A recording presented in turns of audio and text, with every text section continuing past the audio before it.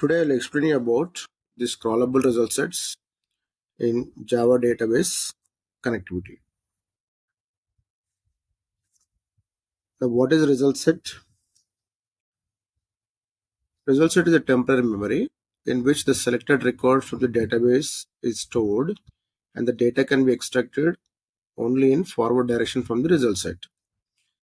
So whenever you want to extract some records from your actual table which is in the database, so we connect to the particular database and we write the select query in order to extract the data.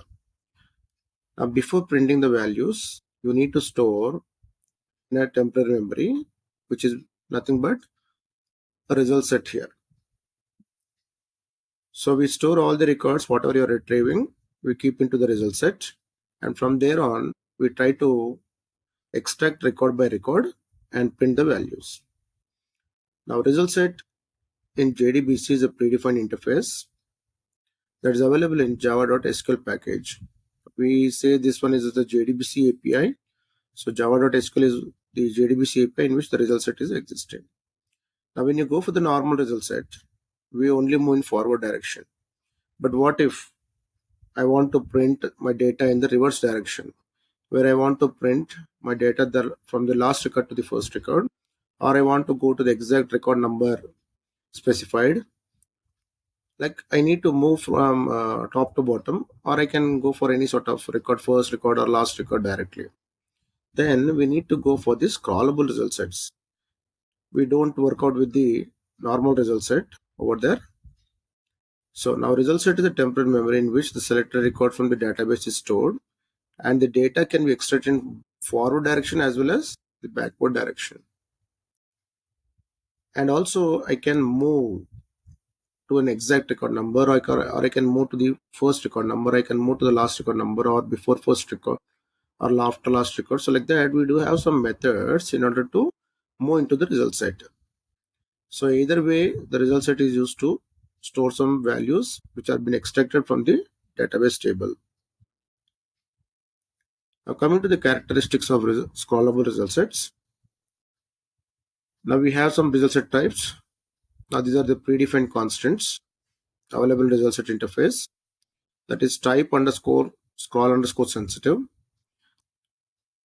Now what does this particular result set type means? Now one is by the name itself, you can say that when you write this as one of the parameter for the statement, creating statement, then you can have the scrollable features for the result sets. Now here everything works on the result set, then only it implies for the actual table. So whatever the data is available already in a table, that you need to load to the result set first. And on top of that only we work with all scrollable features. Now here we have a word called sensitive. Now as I said, from the actual table you are loading the data to the result set first. Then if you want to insert a record, or if you want to delete a record, or if you want to update a record, we are trying to do onto the result set now, because every data whatever has been existing in your actual table is loaded into the result set. Now what all operations you do, it has been working on the result set. Now if suppose you want all DML operations to be performed in the result set as well as in the actual table simultaneously. So if I insert one record in the result set, it should also insert into the actual table. If I delete one record in the result set, it also should delete one record from the result set. If I update a record, there also the updation need to be done in the database table parallelly. So if you want such scenario, you need to write one of the parameter as type underscore scroll underscore sensitive. So you can see the DML operations such as insert, update and delete will be affected into the result set and also the table in the database simultaneously. This word you need to underline. This holds the scrollable feature, that is the records can be extracted from either top to bottom or bottom to top. Now coming to the next one, type underscore scroll underscore insensitive. Now these are constants, that's the reason they have been given in the capital letters. Now here also we hold the scrollable feature where we can move in forward direction as well as backward direction, but here we are saying insensitive. That means what all DML operations you are doing on the result set, need to only affect the result set first. And at the last, that means when you terminate your application, then the final copy, whatever you have been stored in the result set now, it could be insertion, updation, deletion. That final copy need to be updated into the actual table at last.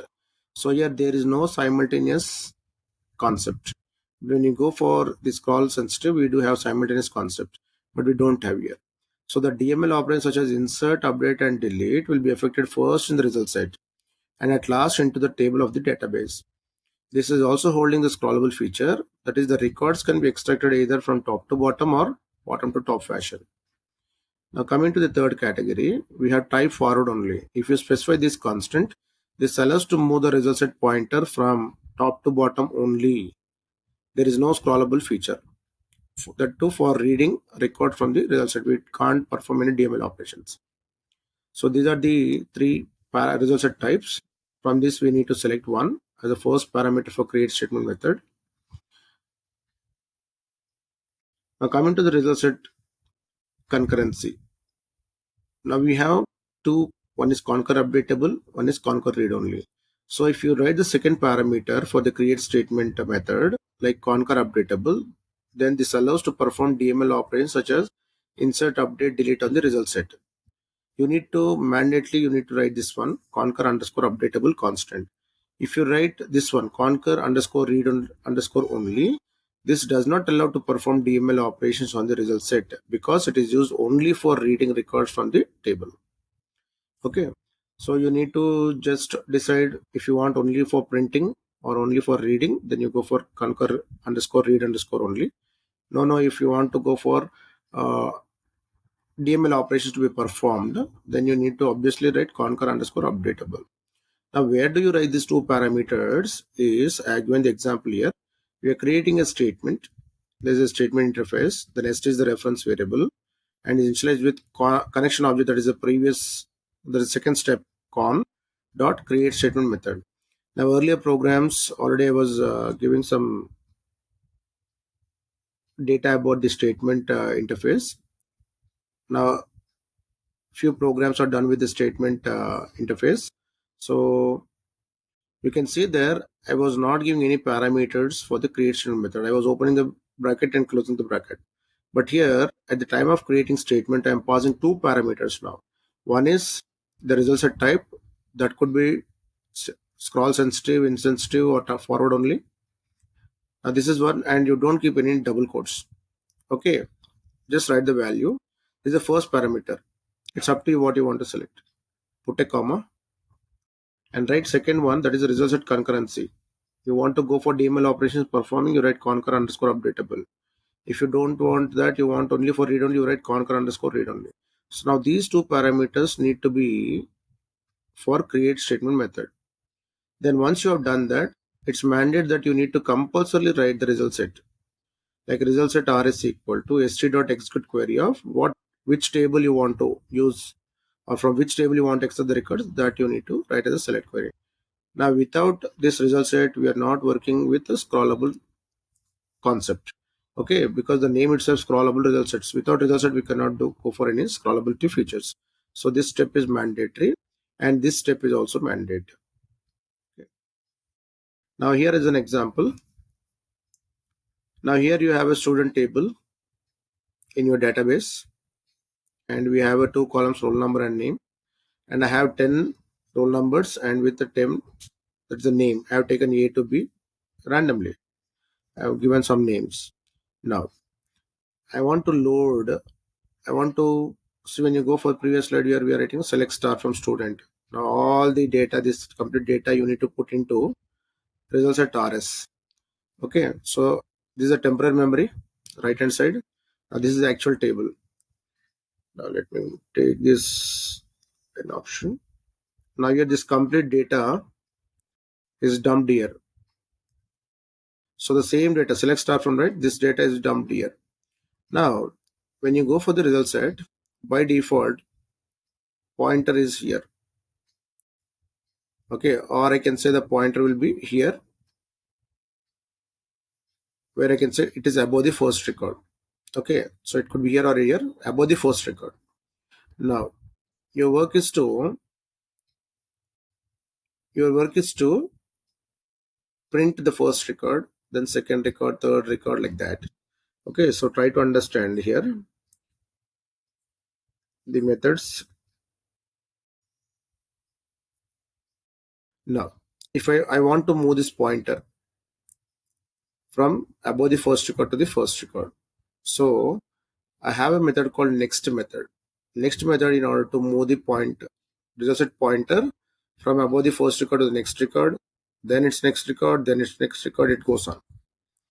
Okay, so if I apply rs.next method, the pointer from here will be removed and the pointer comes to this one. Okay, by using next method.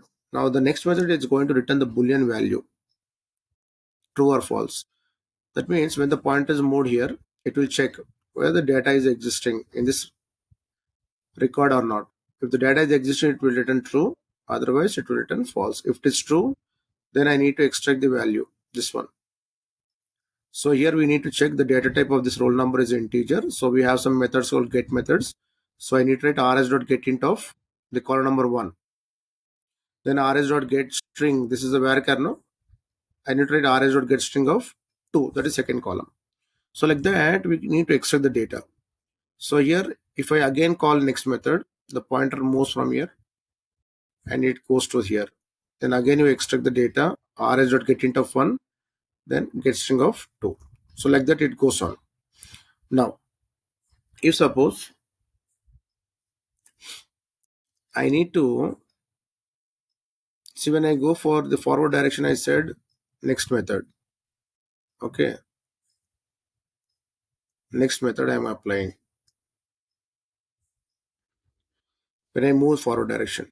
But when you go for, I want to print like 110, 109, 108, so and so. So you need to see that the pointer is pointing here and you want to go for that. So here we have, if you want to make the pointer to move directly to the after the last record, we have one method called after last method. Directly you can write rs.afterLast method, which moves the pointer from wherever it may be, it will go to this particular position. Now after that, you need to move this pointer from here to its previous record. Okay, that is the last record. So here we have previous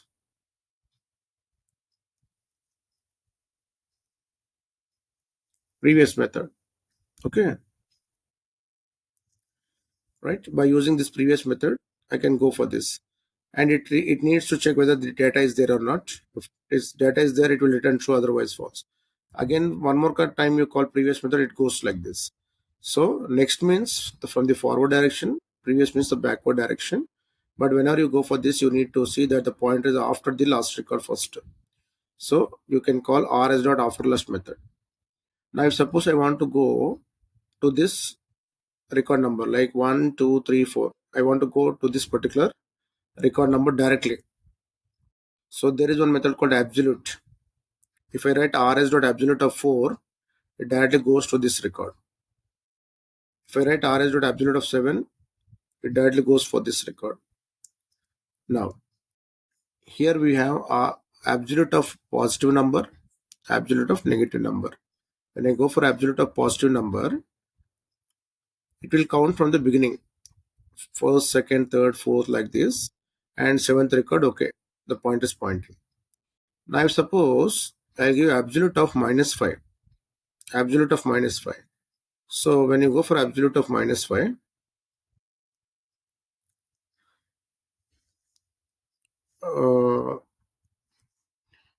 the last record will become -1.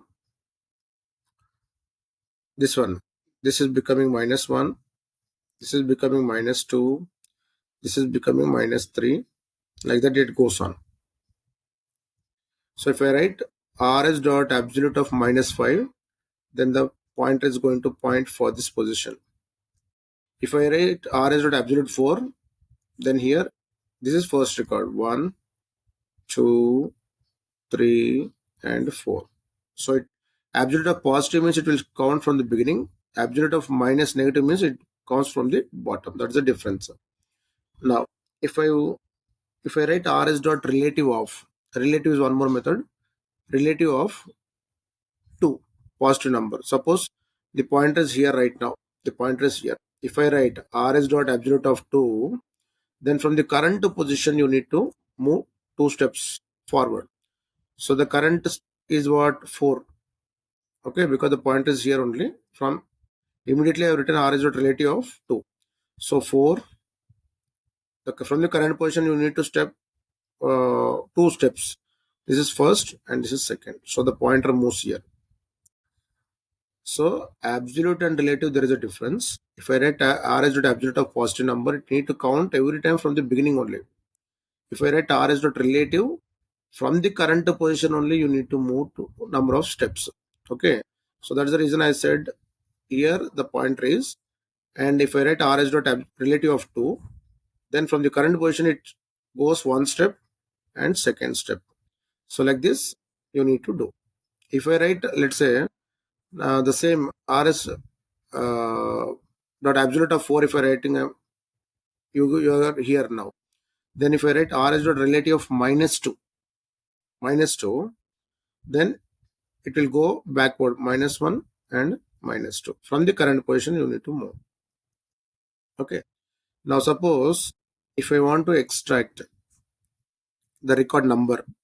Okay, suppose the pointer is somewhere here, I want to extract the record number. So there's a method called getRow method. GetRow. rs.getRow, if I write the current record number you are going to extract. Okay, then um, okay, then we will see the and if at all you want to go to the first record directly, this record, there is a first method. If you want to go for this, it's the last method is there. Then you want to cross verify whether the pointer is above the first record or not. There is a method called is before first. If you want to cross verify whether the record is after the last cursor, that is the result point is after the last record, then you can go for after last method. So like that, so many methods are available for scrollable result sets. Now we'll go through the methods one by one. Now coming to the result set interface methods. Now if you go for rs.next,